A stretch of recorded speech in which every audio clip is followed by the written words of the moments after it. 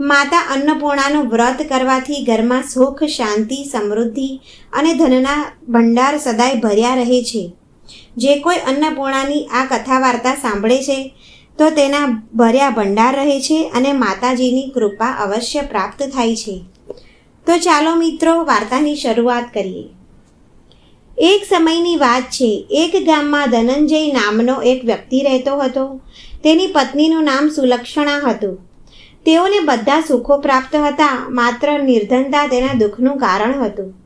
આ દુઃખ તેને દરેક વખતે આ પ્રમાણે ક્યાં સુધી કામ ચાલશે? સુલક્ષણાની વાત ધનંજયના મનમાં વસી ગઈ અને તે દિવસથી જ વિશ્વનાથ શંકરજીને પ્રસન્ન કરવા માટે તે જપ તપ કરવા બેસી ગયો અને કહેવા લાગ્યો કે હે દેવાધિદેવ, મને પૂજાપાઠ કરતાં આવડતું નથી, ફક્ત તારા ભરોસે બેઠો છું. આટલી વિનંતી કરીને તે 2 દિવસ સુધી ભૂખ્યો તરસ્યો ભગવાનની પાસે બેઠો રહ્યો. આ જોઈને ભગવાને તેના કાનમાં અન્નપૂર્ણા, અન્નપૂર્ણા, અન્નપૂર્ણા આ પ્રકારે 3 વાર કહ્યું. તેને આશ્ચર્ય થયું કે આ કોણ કેવી રીતે કહી ગયું? આ વિચારમાં ધનંજય પડી ગયો. તેને મંદિરમાંથી આવતા બ્રાહ્મણોને જોયા અને તેમને પૂછ્યું કે પંડિતજી, આ અન્નપૂર્ણા કોણ છે? તો ત્યારે બ્રાહ્મણોએ કહ્યું કે તું અન્ન છોડીને ક્યારનો બેઠો છે, એટલે તને અન્નની વાતો સંભળાય છે. તને મનમાં આ જ સંભળાયા કરે છે. જા, ઘરે જઈને અન્ન ગ્રહણ કરી લે અને તું કંઈક ખાઈ લે. ધનંજય તેના ઘરે ગયો અને ધનંજયે આ બધી વાત તેની પત્નીને બતાવી. તેની પત્ની બોલી, તમે ચિંતા ના કરશો, સ્વયં ભગવાન શિવે આ મંત્ર આપ્યો છે. તમારા કાનમાં કહ્યું છે, તે પોતે જ આનો ખુલાસો કરશે. તમે ફરીથી જઈને તેની આરાધના કરો. તેની પત્નીની વાત સાંભળી ફરીથી ધનંજય જેવો હતો તેવો પૂજામાં બેસી ગયો. રાત્રિમાં ભગવાન શિવે આજ્ઞા આપીને કહ્યું કે તું પૂર્વ દિશા તરફ આગળ ચાલ. તે અન્નપૂર્ણા માતાનું નામ જપતા જપતા રસ્તામાં આગળ ચાલ્યો. રસ્તામાં તે ફળો ખાતો, ઝરણામાંથી પાણી પીતો. આ પ્રકારે કેટલાય દિવસો સુધી ચાલ્યા કર્યું. તે આગળ ને આગળ વધતો ગયો. ત્યાં તેને ચાંદી જેવી ચમકતી વનની શોભા જોવા મળી. સુંદર એક તળાવ જોયું. આ દ્રશ્ય ઘણું જ રમણીય લાગતું હતું. તેના કિનારે કેટલી અપ્સરાઓએ ઝુંડ બનાવ્યું હતું અને એક કથા કહેતી હતી અને બીજી બધી અપ્સરાઓ અન્નપૂર્ણામાં અન્નપૂર્ણા વારંવાર કહેતી હતી. માગસર માસની તેજસ્વી રાત હતી. તેમનો આજથી જ વ્રતનો આરંભ થઈ રહ્યો હતો. જે શબ્દોની શોધ કરવા તે નીકળ્યો હતો તે તેને ત્યાં સાંભળવા મળ્યો. તે અચરજ પામ્યો. ધનંજયે ત્યાંની અપ્સરાઓની પાસે જઈને પૂછ્યું કે હે દેવીઓ, તમે આ શું કરો છો? તેઓએ કહ્યું કે અમે બધામાં અન્નપૂર્ણાનું વ્રત કરીએ છીએ. ધનંજયે અપ્સરાઓને પૂછ્યું કે વ્રત કરવાથી શું થાય છે? શું આ વ્રત કોઈએ કર્યું છે? આ ક્યારે કરવું જોઈએ? આ કયું વ્રત છે? મને પણ તમે અન્નપૂર્ણા માતાના વ્રત વિશે જણાવો. ત્યારે અપ્સરાઓ કહેવા લાગી કે આ વ્રત બધા સૌ કોઈ કરી શકે છે.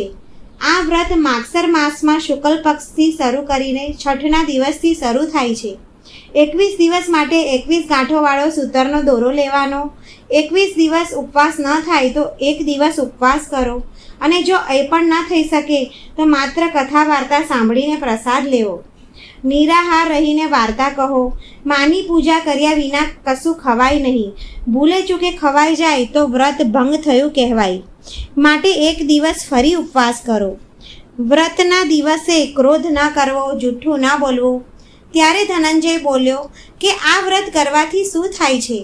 ત્યારે અપ્સરાઓ કહ્યું કે આ વ્રત કરવાથી આંધળાને નેત્ર મળે છે, લૂલાને હાથ મળે છે, નિર્ધનને ધનની પ્રાપ્તિ થાય છે, વાંજ્યાને સંતાન મળે અને બુદ્ધિહીનને વિદ્યા આવે. અને જે મનોકામના માટે તમે વ્રત કર્યું હોય તે ઈચ્છામાં અન્નપૂર્ણા બધી ઈચ્છાઓને પૂર્ણ કરે છે. ધનંજયે કહ્યું કે મારી પાસે પણ ધન નથી, વિદ્યા નથી, કંઈ પણ નથી. હું તો દુખિયો બ્રાહ્મણ છું. મને આ વ્રતનો સૂતરનો દોરો આપશો? ત્યારે અપ્સરાઓ કહ્યું કે હા ભાઈ, તારું કલ્યાણ થાય. તને અમે સૂતરનો દોરો જરૂર આપીશું.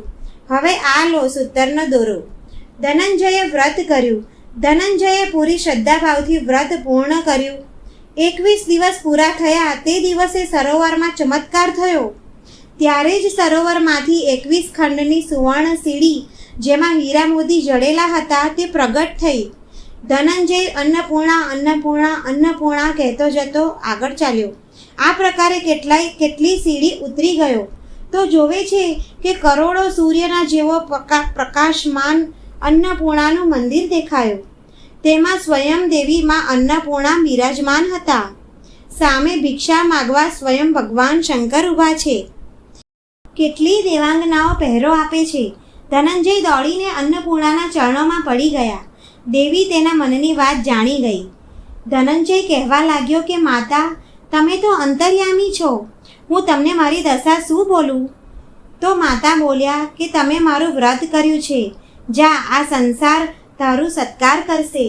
માતાએ ધનંજયની જીવ ઉપર બીજ મંત્ર લખી દીધો. હવે તો તેના રોમ રોમમાં વિદ્યા પ્રગટ થઈ ગઈ. એટલામાં તેણે જોયું કે તે કાશી વિશ્વનાથ મંદિર પાસે ઊભો છે. માતાનું આવું વરદાન લઈ ધનંજય ઘરે આવ્યો. તેની પત્ની સુલક્ષણા સાથે વાત કરી. માતાજીની કૃપાથી તેના ઘરમાં સંપત્તિ ઉમળવા લાગી. તેના ઘરમાં સુખ સમૃદ્ધિ થાય તેવા આશીર્વાદ ફળ્યા. જેવી રીતે મધપુડામાં મધમાખીઓ જમા થાય છે તેવી તેના કુટુંબમાં તેની વાહવાહ થવા લાગી. તેને માન સન્માન મળવા લાગ્યું. તેના કુટુંબીઓ આવવા લાગ્યા અને તેમને કહ્યું કે બેટા, આટલું મોટું ઘર અને આટલું સુંદર કારભાર હવેલી, સંતાન નહીં તો તેને કોણ ભોગવશે? તારી પત્નીને સંતાન નથી, માટે તો બીજા લગ્ન કરી લે. સુલક્ષણાને સંતાન થતા ન હતા. માં અન્નપૂર્ણાના આશીર્વાદથી બંને સુખી થયા. હવેલી બનાવી. હવે સંતાન હતું નહીં, માટે તેની પત્નીએ સુલક્ષણાએ પણ સમજાવ્યું કે આપણે બધું સુખ છે પણ સંતાન નથી. તમે એવું કરો કે બીજા લગ્ન કરો. તેની પત્ની તેને સમજાવે છે. તેની ઈચ્છા ન હોવા છતાં ધનંજયે બીજા લગ્ન કર્યા અને સતી સુલક્ષણાએ સૌતનું દુઃખ ભોગવવું પડ્યું. આવી રીતે દિવસો વીતવા લાગ્યા. ફરીથી અન્નપૂર્ણા માતાનું વ્રત કરવાનો વારો આવ્યો.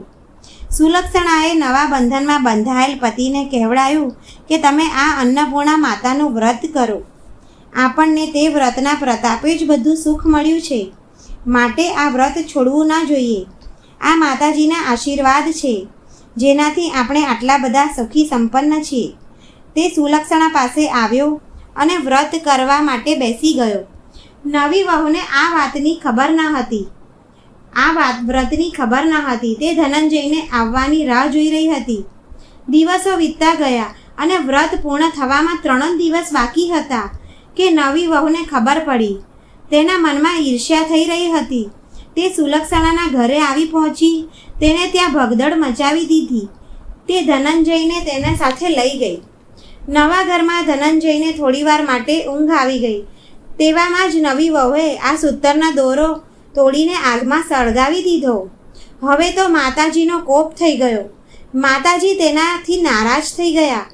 ઘરમાં અકસ્માતથી આગ લાગી ગઈ. બધું સળગી ગયું. સુલક્ષણા જાણી ગઈ અને તેને તેના પતિને પાછો તેના ઘરે લઈ આવી. નવી વહુ રિસાઈને તેના પિતાના ઘરે જતી રહી. પતિને પરમેશ્વર માનવાવાળી સુલક્ષણા બોલી કે ગભરાશો નહીં, માતાજીની કૃપા અલૌકિક છે. પુત્ર કપુત્ર થાય પણ માતા કુમાતા થાય નહીં. તમે શ્રદ્ધા ભક્તિથી આરાધનાથી વ્રત શરૂ કરો, તે જરૂર આપણું કલ્યાણ કરશે. ધનંજય ફરીથી વ્રત કરવાનો નિશ્ચય કર્યો. ત્યારે ફરીથી સરોવર સીડી પ્રગટ થઈ. તેમાં માં અન્નપૂર્ણાનું નામ દઈ નીચે ઉતરી ગયો. ત્યાં જઈને માતાજીના ચરણોમાં રુદન કરવા લાગ્યો અને જપ તપ કરવા લાગ્યો. માતાજી પ્રસન્ન થયા અને બોલ્યા કે આ મારી સુવર્ણની મૂર્તિ લઈ તેની પૂજા કરજો, તેનાથી તમે સુખી થઈ જશો. જા, તને મારો આશીર્વાદ છે. તારી પત્નીને પુત્ર જન્મ થશે. તારું બધું જ ફરીથી સારું થશે.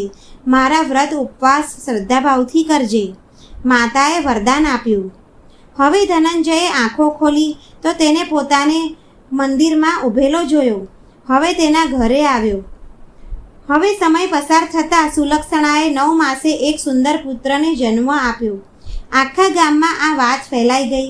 બધાને આશ્ચર્ય થયું. આવી જ રીતે બધા અન્નપૂર્ણાનું વ્રત કરવા લાગ્યા. આ રીતે નગરના શેઠને ત્યાં પણ પુત્ર જન્મ થયો. આથી તેને ખુશ થઈને માતાનું મંદિર બનાવડાયું, યજ્ઞ કરાવડાયો અને ધનંજયને મંદિરના આચાર્યનું પદ આપ્યું. બધા સુખેથી રહેવા લાગ્યા. તેણે દક્ષિણા આપી અને એક સુંદર ભવન આપ્યું. ધનંજય તેના પરિવાર સાથે આ ભવનમાં રહેવા લાગ્યો. મંદિરમાં સેવા આપવા લાગ્યો. માતાજીના ચડાવવામાં ભરપૂર આમદાની થવા લાગી. ધનંજય અને તેનો પરિવાર માતાજીની કૃપાથી આનંદથી રહેવા લાગ્યો. હે અન્નપૂર્ણા, જેવી રીતે તમે સુલક્ષણા અને તેના પતિ ધનંજય પર તમે કૃપા કરી, તેવી રીતે તમારા ભક્તો પર તમારી કૃપા સદાય બનાવી રાખજો. જય અન્નપૂર્ણા માતા. જો મિત્રો તમને આ વાર્તા પસંદ આવી હોય તો લાઈક કરો, શેર કરો અને ચેનલ પર નવા હોય તો સબસ્ક્રાઈબ કરો.